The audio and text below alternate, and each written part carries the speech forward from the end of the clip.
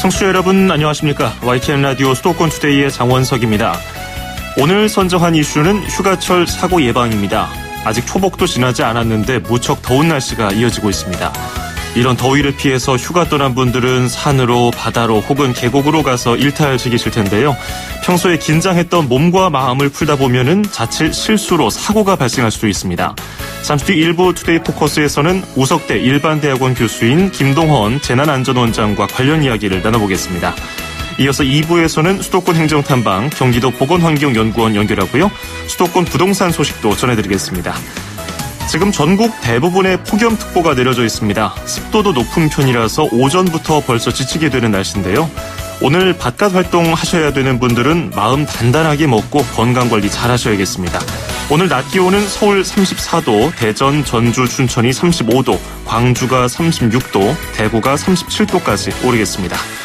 2018년 7월 16일 월요일 YTN 라디오 수도권 투데이 지금 시작합니다.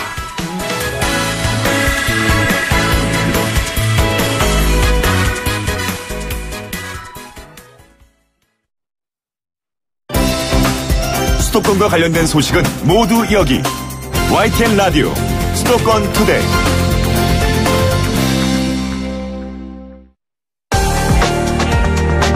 투데이 포커스.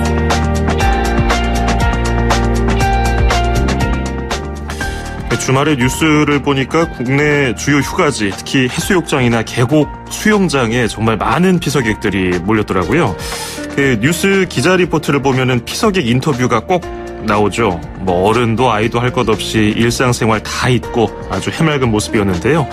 그런데 이렇게 휴가지에서 꼭 들려오는 것이 안타까운 사고 소식입니다. 준비 운동이 부족하거나 예상 못한 갑작스러운 상황 때문에 사고가 발생하는 경우도 있지만은 최근에 국립공원 내에서 발생한 물놀이 익사 사고의 가장 큰 원인은 음주였던 것으로 나타났습니다. 오늘은 특히 계곡에서 발생하는 물놀이 사고 예방 그리고 휴가지에서 조심해야 될 점에서 얘기를 해보겠습니다. 우석대 일반대학원 교수인 김동헌 재난안전원장과 함께 이야기 나눠보겠습니다. 김 원장님 안녕하십니까? 네, 안녕하십니까? 예, 날씨가 더워지니까 많은 분들이 이제 물놀이 하러 산 계곡으로 바다로 떠나는 분들 많으신데 특히 네네. 그 이맘때 이 좀 독특한 사고들이 많이 나타나는 것 같아요. 어떻게 보고 계십니까? 그렇습니다. 네네. 그렇습니다. 이거 국립공원 관리공단 분석 자료 이걸 보면은 최근 5년간 전국 국립공원에서 발생한 산행안전사고 이게 1250건인데 예. 그중에 여름철인 6월에서 8월 사이에 일어난 안전사고가 312건으로 전체 사고의 4분의 1을 차지하고 있습니다. 그래서 이런 이제 여름철 안전사고가 상당히 많은 부분을 차지하고 있다는 것을 알 수 있고, 그래서 다시 한번 주의해야 한다고 생각합니다. 예, 실제로 국립공원 내에서 발생한 사고를 보니까 물놀이 사고가 요맘때 굉장히 많은데요. 근데 예. 익사 사고가 음주로 인한 사고가 많았다면서요? 예. 그 부분 역시 국립공원 발표를 보면은 최근 5년간 여름철 휴가 기간 내에 국립공원에서 발생한 물놀이 익사 사고, 요거 9건이 이제 있었는데, 요걸 분석한 결과, 음주 후 물놀이를 난 익사 사고가 5건으로, 여름 휴가철 물놀이, 이 음주가 가장 위험하다. 라면서 거의 음주와 관계 있다는 것을 이제 알 수 있었습니다. 그렇죠. 계곡에서 네네. 물놀이 하신 분들은 다 아시겠지만, 미끄럽잖아요. 바위도 울퉁불퉁하고, 그렇죠. 이끼도 많고, 그리고 네네. 계곡은 특히 수심이 이곳 저 다르고 저곳 다르고 다 이렇게 깊어지는 경우가 예상을 하지 못한 경우가 많기 때문에 네네. 튜브라든지 구명조끼라든지 안정장비가 없으면은 맨정신에도 발 헛디디기가 참 십상인데 술을 마신 상태라면 말도 못할 것 같습니다. 음주한 다음에 만약에 물놀이를 하게 되면 어떤 상황이 발생할 수 있을까요? 네, 일반적으로 음주를 하게 되면은 우리가 느끼기에 이제 심장 박동이 빨라지고 또 혈관이 늘어나게 되고 또 호흡도 가빠집니다. 네. 이때 어느 정도 차가운 물속에 들어가면은 이 늘어났던 혈관을 급격하게 수축해서 심장에 부담을 주게 되죠. 그리고 그렇다 해서 심장 마비가 발생될 수 있고요. 또한 이제 가쁜 호흡 이걸로 인해서 평소보다 물속에서는 숨쉬기가 더욱 곤란해질 수 있다고 봅니다. 예. 그런데 이제 음주하고 물놀이 할 때 그냥 평소와 같을 거다 이렇게 생각하면서 무심결에 차가운 물속에 들어가다 보니까 더 숨이 막히고 가슴이 쪼이드는 이런 심각한 상황이 발생할 수 있다고 이렇게 봅니다. 예. 네네. 뭐 날이 덥고 근데 술을 마시면 네네. 몸이 더 뜨거워지잖아요. 그러죠. 덥게 예. 느껴지고 그래서 시원한 물에 들어가고 싶어서 뭐 다이빙하고 아유, 그냥 첨벙 그럼요. 들어간 분들이 있는데 계곡물이 뭐 좀 찹니까? 그렇기 때문에 말씀하신 것처럼 굉장히 심장에 부담을 줄 수 있고 심장 마비가 발생할 수 있겠군요. 꼭 이 점 네네네. 유념하셔야겠습니다. 예. 자, 그리고 요즘에 래프팅 이런 예. 것들이 굉장히 유행이잖아요. 뭐 보트, 네네. 카누 여러 가지 종류의 래프팅이 있는데 이런 네네. 경우에 조심할 것도 있을 것 같아요. 예. 강원도에서 그 발표한 6월달 주요 재난안전사고 예보를 보면은 예. 최근 3년간에 발생한 전체 순환사고가 225건 발생했는데요. 사고 원인을 보면 이제 부주의한 경우가 이제 101건으로 가장 많았고, 그 중에 10%인 25건이 고립이나 음주 이런 등으로 나타났는데, 그 중에 사망도 3명이나 있었고요. 예. 이를 보면 음주 위험성이 잘 나타나고 있는데요. 특히 계곡은 수온이 낮고 또 깊이를 정확히 알 수 없습니다. 예. 일부 구간의 경우는 또 소용돌이 현상이 발생하잖아요. 아하. 이래서 물놀이 할 때는 그 상당한 기능과 체력적 조건도 뒷받침되어야 한다고 봅니다. 예. 특히 계곡 같은 경우는 뭐 비가 오고 나면 네네. 어제는 한 이 정도 깊이였는데 갑자기 뭐 훅 들어갔거나 아까 뭐 소용돌이 네. 현상 뭐 그런 것들 때문에 그럼요. 예. 그리고 또 비가 오기 전에는 예보가 있어서 당연히 조심하는 분들이 많을 텐데 비가 내린 뒤에 물이 굉장히 많이 불어나잖아요. 뭐 그럼요. 물 속도도 빨라지고 이런 경우에는 네. 더 조심해야 될 것 같은데 어떻게 보시는지요? 예, 맞습니다. 이렇게 여름철에는 그 산악 지형상에 갑작스러운 폭우나 소나기가 내릴 수 있기 때문에 예. 기상 상태를 주의 깊게 살피고 또 호우주의보나 호우경보 이런 것들에 대한 이런 기상특보가 발령되면은 물놀이를 즉시 중단하고 통제에 적극적으로 따라야 한다고 봅니다. 예. 뭐 바다도 마찬가지지만 산 안에 예. 그 계곡에서도 그 날씨 변화에 따라서 갑자기 그 상황이 많이 변하기 때문에 그럼요. 조심해야 될 것 같은데 특히 어떤 것들을 조심하면 좋을까요? 예. 사실은 이제 이런 위험에 빠졌을 때 네. 대처하는 방법을 여러 가지 우리 생각해 볼 수 있는데요. 우리가 이제 이렇게 물과 관계해서 쉽게 이렇게 생각해 보면은 물에 빠졌을 때와 물을 건널 때, 계곡 같은 데 이제 이런 물을 건널 때 가정해 볼 수 있는데요.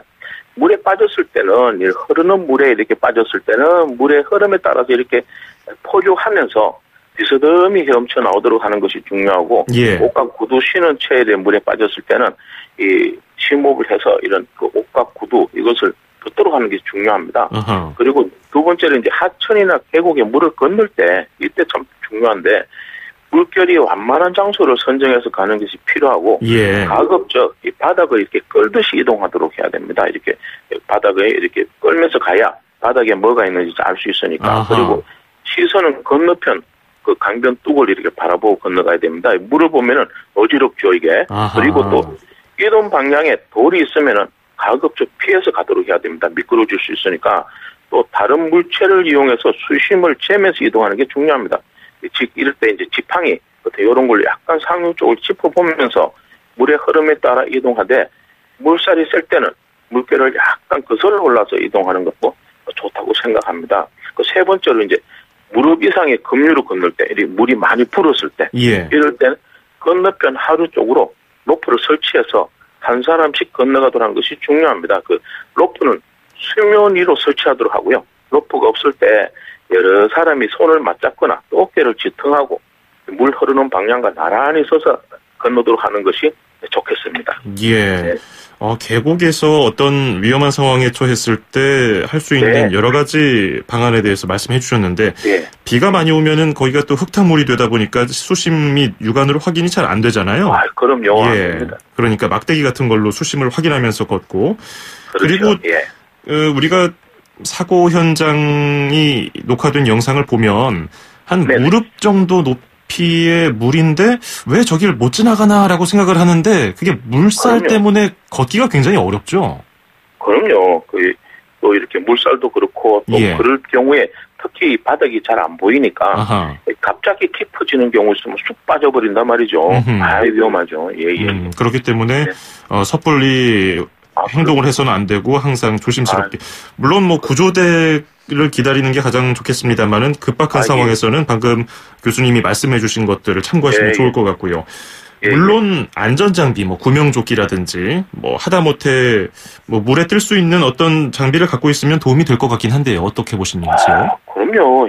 물놀이는 무엇보다도 이제 음주 후에 물놀이 하지 않는 것이 가장 중요하고, 또 구명조끼와 같은 안전장비 착용, 그리고 이런 또 기본적인 안전수칙 이런 것을 반드시 준수해야 한다고 봅니다. 그리고 산 근처 계곡에서 물놀이 하다 보면은 당연히 산길도 좀 걷게 되잖아요. 네, 산행을 하는 경우. 여름철에 산행할 때는 또 어떤 것들을 조심하면 좋을까요? 여름철은 이제 보통 휴가철, 방학 시즌 이렇게 맞물려서 주로 종주행 산행을 많이 합니다. 그냥 이렇게 갖다 내려오는 게 아니라 산행을 종주를 하죠. 이럴 때 여름 장마로 인한 폭우가 빈번한 계절이기 때문에 일기예보를 통해서 기상 상태를 미리 확인하는 것이 굉장히 중요합니다. 그리고 또 먼저 우천시 등산 요령 숙지를 하고요. 또 장비나 체온 유적이란 여벌옷 이런 것을 준비하고요.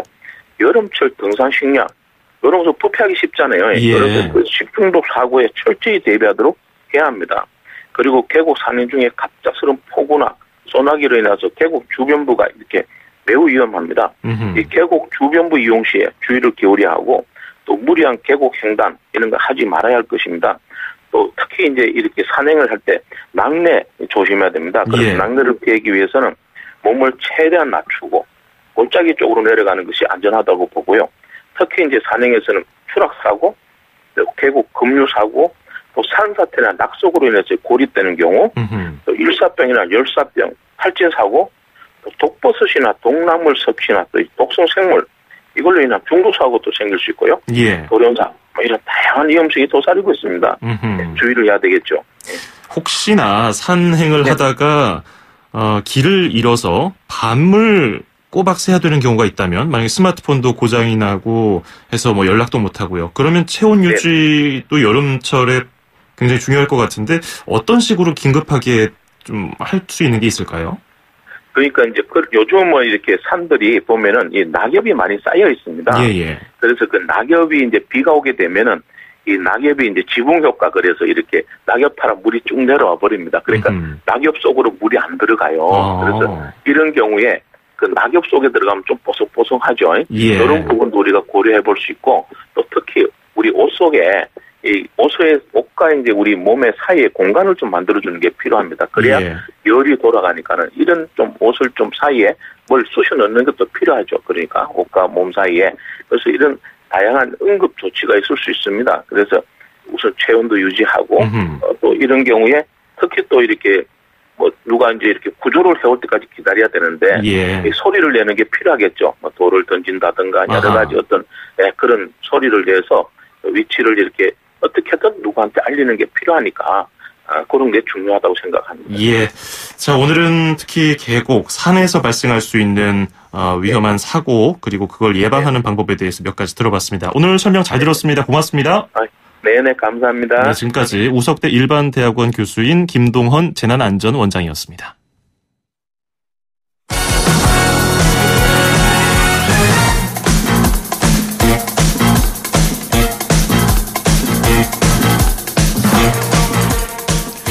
수도권 뉴스 브리핑입니다.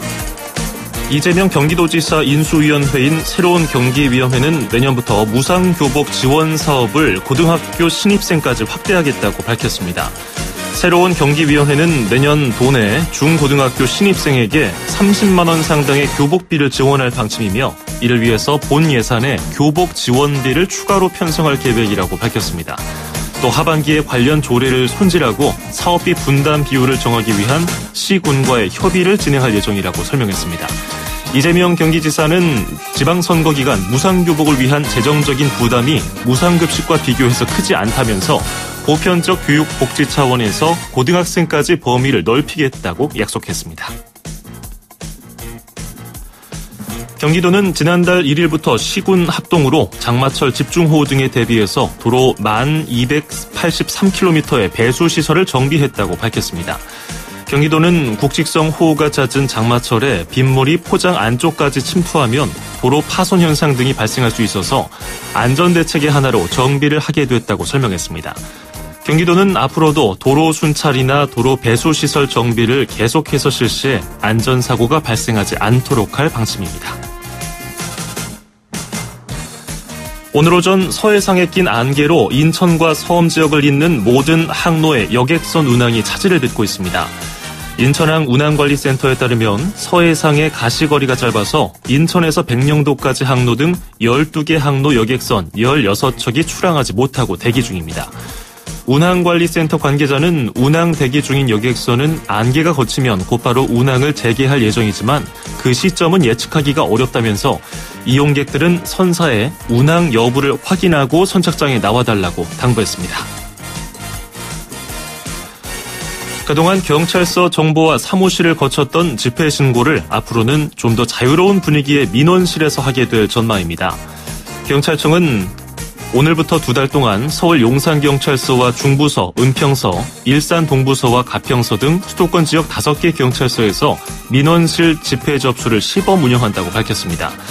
경찰개혁위원회는 집회 신고가 정보과에서 이루어지다 보니까 사실상 허가제로 운영돼서 집회 시위의 자유를 제한한다면서 다른 부서로 이관하라고 권고했습니다.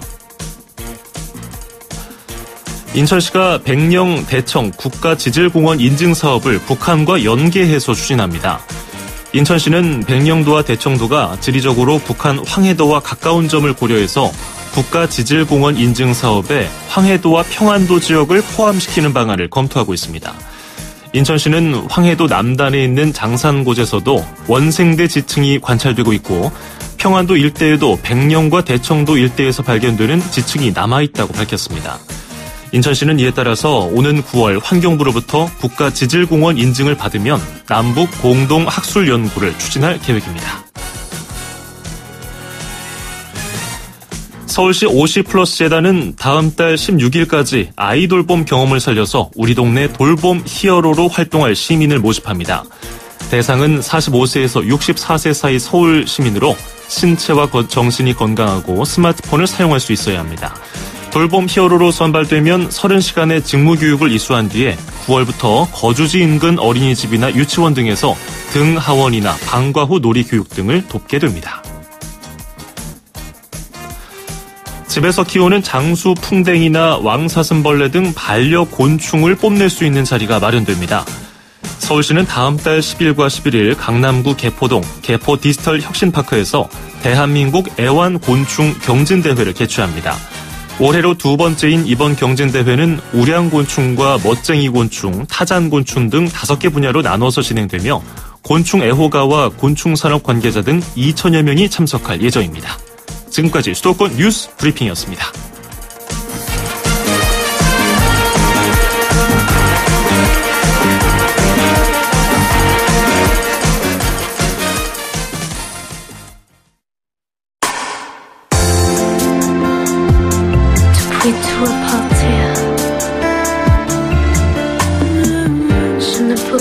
YTN 라디오 수도권 투데이 1부 마무리하면서 타샤니의 하루하루 듣겠습니다. 잠시 뒤에 뵙죠.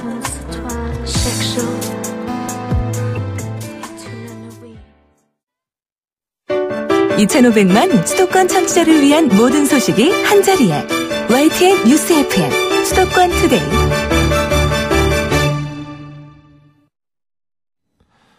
FM 94.5MHz YTN 라디오 수도권 투데이 듣고 계십니다. 저는 아나운서 장원석이고요.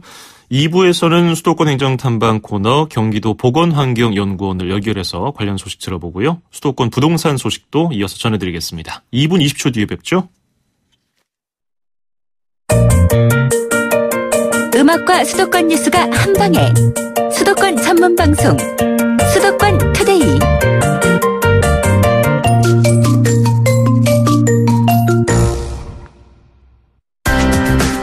서울, 경기, 인천, 찍고! 수도권 정보의 핵심이 바로 여기에 수도권 행정탐방.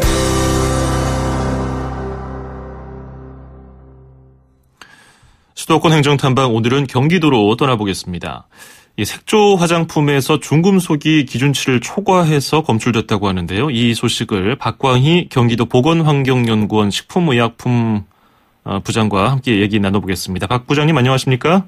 네, 안녕하십니까. 예, 생활용품점에서 파는 색조 화장품에서 안티몬이라고 하는 성분이 기준치의 10배가량 넘게 나왔다는 보도가 있었는데 이번 연구에 대해서 일단 좀 설명을 들어볼까요? 네네. 네, 최근 그 색조 화장을 처음 시작한 시기를 조사한 설문조사에서 초등학교 5학년의 43.4%가 색조 화장을 한다고 답했습니다. 네. 초등학교 5학년이 되면 거의 2명 중 1명은 색조 화장을 한다는 의미죠. 청소년들의 그 화장품에 대한 수요가 커지고 있는 만큼 청소년층 화장품 시장이 해마다 20% 정도의 높은 성장률을 보이고 있습니다. 예. 기업에서는 청소년층을 대상으로 다양한 유형의 신제품들을 계속 내놓고 있으며 비교적 저렴한 수입 화장품까지도 시장에 다량 유통 중입니다. 그래서 청소년들이 자주 이용하는 그런 문구점, 생활용품점, 편의점에서 판매하는 화장품을 대상으로 중금속 안전성 조사를 하게 되었습니다. 네, 그 중금속 종류 가운데 하나가 이제 안티몬이라고 하는 건데, 네. 안티몬이 무엇이고요? 또 인체에 어떤 안 좋은 영향을 주는지도 설명 좀 해주세요. 네, 그 안티몬은 그 토양이나 물에 자연적으로 존재하는 금속 원소입니다. 네. 산업적으로는 주로 반도체 생산이나 합금 제조 시 사용되는 물질로 고대 이집트인들은 검은 눈 화장을 위해 이 안티몬을 사용했다는 기록이 있습니다. 이런 안티몬은 광물성 원료를 사용하는 화장품에 의도치 않게 혼입될 가능성이 있고 중독 시 급성으로는 구토, 설사 등을 유발할 수 있고 만성적으로는 심장, 폐, 간, 심장 등의 이상을 일으키는 독성 물질로 알려져 있습니다. 예. 그럼 이 안티몬이 어떤 식으로 인체에 들어가는 건가요? 뭐 피부로 들어가나요? 아니면 호흡 혹은 뭐 눈을 통해서 들어가나요? 네, 그 안티몬이 흡수되는 그런 큰 이유 중에 하나가 예. 그 청소년기의 피부 상태가 성인들과 차이가 있기 때문인데요. 첫째는 그 피부가 연약하고 흡수율이 높습니다. 유해한 물질도 어른보다 더 잘 흡수하기 때문에 문제가 생길 수 있다는 뜻입니다. 예. 둘째는 그 호르몬 분비가 왕성해 피지가 잘 생기고 깨끗이 씻어내지 않으면 트러블이 생기기 쉽습니다.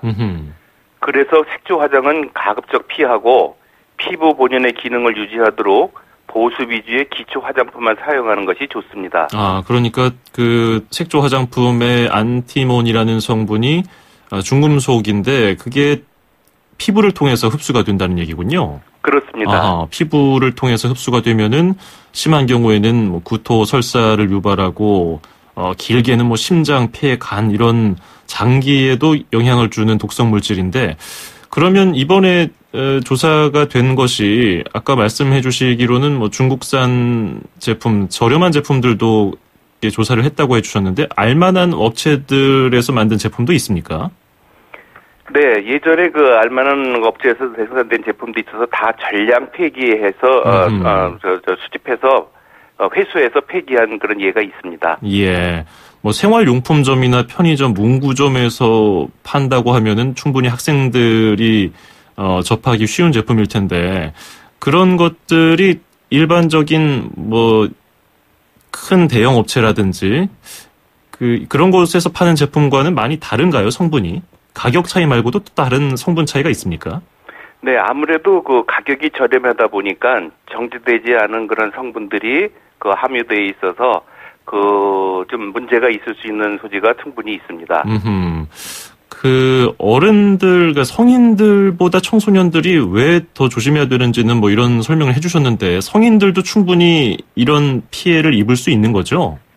네, 그렇습니다. 성인들도 물론 그 청소년보다는 이제 피부가 덜 연약하기 때문에 청소년보다는 영향이 적겠지만, 예.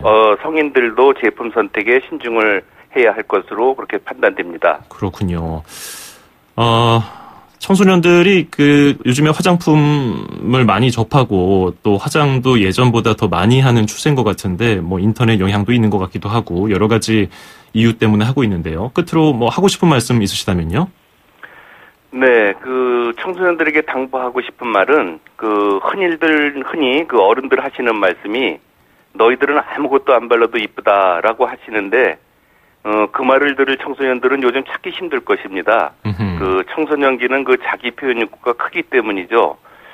하지만 저는 이 자리를 빌어서 청소년들에게 이런 이야기를 전하고 싶습니다. 되도록 색조 화장은 멀리하고 혹시나 하게 되더라도 검증된 좋은 제품을 골라서 쓰라고 말해주고 싶습니다. 또 한 가지는 화장을 하는 것보다 깨끗이 지우는 게 더 중요하므로 화장 후 세안에 더 많은 신경을 써야 합니다. 예. 우리 청소년들이 좀 이 점을 유의해서 건강하게 화장품을 사용하길 바랍니다. 예. 그냥 뭐 화장하지 마라 이렇게 꾸지람 하는 것보다는 어떤 성분이 들었는지 잘 확인을 해주고 몸에 괜찮을 만한 것을 어른들이 추천해주는 것도 괜찮을 것 같은데 그 뒤에 뭐 성분 표시라든지 그런 것에 다 이런 내용이 들어있나요? 그런 걸 확인하면은 좀 걸러서 쓸 수 있을까요? 네, 물론 그 꼼꼼히 확인하는 것도 중요하지만 네. 그 중요 성분이 주로 써 있기 때문에 자세한 그런 내용을 파악하기 힘들 겁니다. 예. 네, 그렇지만은 그 제품을 선택할 때 좀 더 꼼꼼하고 좀 더 그 사용법을 잘 지켜서 사용하는 것이 중요하다고 생각합니다. 네, 그렇군요. 오늘 굉장히 중요한 얘기 잘 들어봤습니다. 고맙습니다. 네, 감사합니다. 네, 지금까지 박광희 경기도 보건환경연구원 식품의약품연구부장이었습니다.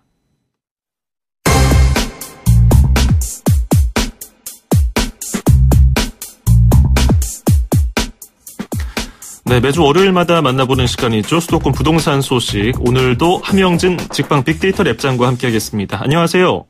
예, 안녕하세요. 네, 요즘에 주택시장은 뭐 아파트 입주 공급 과잉에 따른 미입주 문제 또 역전세난 때문에 걱정의 목소리가 참 높은 편인데요. 오는 8월에도 3만 가구 넘게 입주 물량이 몰려있죠. 그렇습니다. 뭐 전국 8월 아파트 입주 물량이 3만 5천여 가구 정도입니다. 지난해 동기보다는 5천 가구 정도는 줄었는데요. 하지만 경기도의 경우에는 13,610가구나 쏠려 있습니다. 전반적인 전세 가격 안정에는 도움이 될 테지만 입주가 집중된 지역은 세입자 확보가 쉽지 않거나 또 역전세 문제가 커질 수 있는데요. 8월 서울에서는 마포구 망원동 그리고 서초 반포동, 은평구 신사동 일대에서 1,594가구 정도가 입주를 시작하고요. 경기도는 시흥시 은행동, 안산시 선부동, 화성시 동탄 이신도시에서 입주 물량이 굉장히 많이 집중돼 있습니다. 인천 같은 경우는 중구 운남동에서 500여 가구 공급을 합니다만 네. 경기도 입주 물량은 상당히 많은 상황입니다. 그렇군요. 입주 경기 실사 지수라고 해서 뭐 건설사라든지 이런 공급자 입장에서 아파트 입주를 앞두고 있거나 입주가 시작된 단지에 입주 여건을 조사한 지수가 있다고 하는데 근데 최근에 입주율이 낮아지다 보니까 한 10채 중에 4채 정도는 빈집이라고 하던데요. 예, 맞습니다. 그 주택산업연구원에서 매월 입주 경기 실사 지수를 발표하는데요. 6월 전망지수가 전국 59.4로 약 10채 중에 4채는 매각 지연이나 세입자가 없어서 미입주 리스크가 아주 높아질 것으로 보고 있었습니다. 5월 수치 70.1보다 떨어진 모습인데요. 수도권보다는 지방인 울산, 강원, 경남 같은 지역이 처음으로 전망치 40을 기록하면서 입주 실적이 좋지 않을 것으로 판단됩니다. 그나마 서울이 88로 유일하게 80선을 기록했고, 경기도는 70.6을 나타냈는데요. 건설사들의 아파트 입주 전망이 낮은 이유는 주로 세입자의 미확보 문제, 기존 주택 매각 지연, 그리고 잔금 대출 미확보, 분양권 매도 지연의 사유가 있는데 당분간은 입주 적체 현상이 불가피할 것으로 보여집니다. 네. 근데 지금 전문가들 의견도 분분한 것 같아요. 이렇게 방금 얘기 나눈 것처럼 공급 물량이 늘어나니까 어쨌든 부동산 가격은 떨어질 거 아니냐. 근데 또 한쪽에서는 부동산은 어찌됐든 오른다 이런 얘기가 있던데 어떻게 보세요?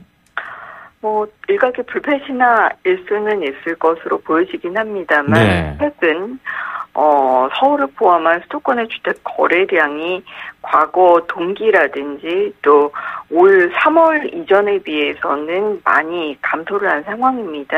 하반기 금리 인상이나 입주 물량 증가로 전세를 끼고 집을 구입하는 갭 투자도 어려워졌고요. 예. 그리고 정부가 DSR을 도입하면서 담보대출을 받는 것들이 과거보다 쉽지 않아졌습니다. 금리 인상이라든지 다주택자에 대한 양도소득세 중과, 그리고 최근에 종부세나 보유세의 과세를 지금보다는 강화할 예정이기 때문에 전반적인 수요 억제책을 고민할 때는 가격의 급락까지는 아니겠지만 가격이 강보합을 당분간 유지할 수는 있겠지만 전반적으로 거래량이 떨어지고 있어서 과거처럼 높은 가격 상승을 기대할 수 없는 것은 사실이라고 보여집니다. 그렇군요.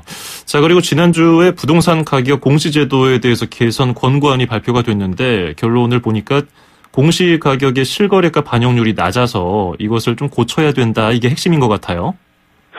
예, 국토부가 매년 공시하고 있는 토지 단독 공동주택 공시가격은 보유세 과표 그리고 각종 부담금 산정의 기준이 되면서 총 60여 가지 행정 목적으로 활용되고 있는데요. 네. 시세를 반영한 정확한 가격을 책정해야 하지만 시세 대비 공시가격 비율의 현실화율이 매우 낮다는 문제가 꾸준히 제기돼 왔었습니다. 그래서 이제 공시가격 평가 시스템의 실거래가 대비 낮은 현실화율이라든지 또는 아파트 단독주택 같은 상품 간의 공시가격의 실거래가 반영률이 지역이라든지 가격대별로 각종 부분에서 차이를 보이면서 과세의 객관성 논란으로 이어지기도 했었는데요. 네. 앞으로 정부는 공시가격을 산정하는 시세 분석의 통일적인 방법론이라든지 기준을 포함한 가이드라인을 마련하고 또 조사 평가자에게 시세 분석 보고서 작성을 의무화할 계획입니다. 그렇게 된다면 부실조사자의 다음 연도 공시 업무에 참여 제한이라든지 또는 감정평가법인 간의 공시물량 배정 차등폭을 확대해서 공시가격을 부실하게 조사하게 되면 페널티를 줄 예정이기 때문에 앞으로 공시가격의 정확성 그리고 차후 검증을 고도화할 예정인데요. 대신 그렇게 하겠다는 부분의 기조에는 실거래가 대비 공시가격의 반영 비율을 높이겠다는 것인데 결국 공시가격을 높이게 되면 보유세나 재산세, 종부세가 지금보다는 높아질 수 있다는 부담이 있기 때문에 소유자 입장에서는 그 대목을 주목하고 있는 것으로 보여집니다. 그렇죠. 주택을 여러 채 보유하고 있는 사람들의 보유세 부담은 그만큼 더 커질 것 같은데 말씀하신 것처럼 그런 정확성 담보가 어렵다는 지적도 있던데 이 부분은 어떻게 보시는지 짧게 들어볼까요? 최근 부동산 시장 거래량 감소나 입주 물량 증가로 위축되기는 했는데요.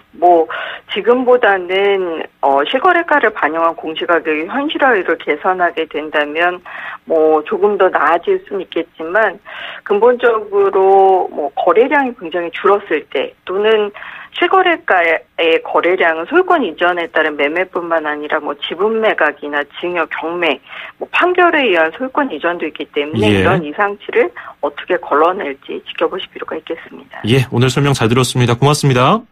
감사합니다. 네, 지금까지 함영진 직방 빅데이터 랩장이었습니다.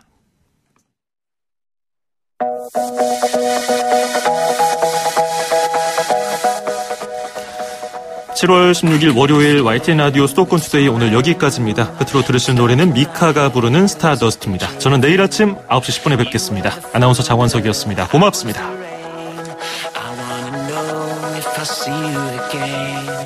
said I love you, you said goodbye.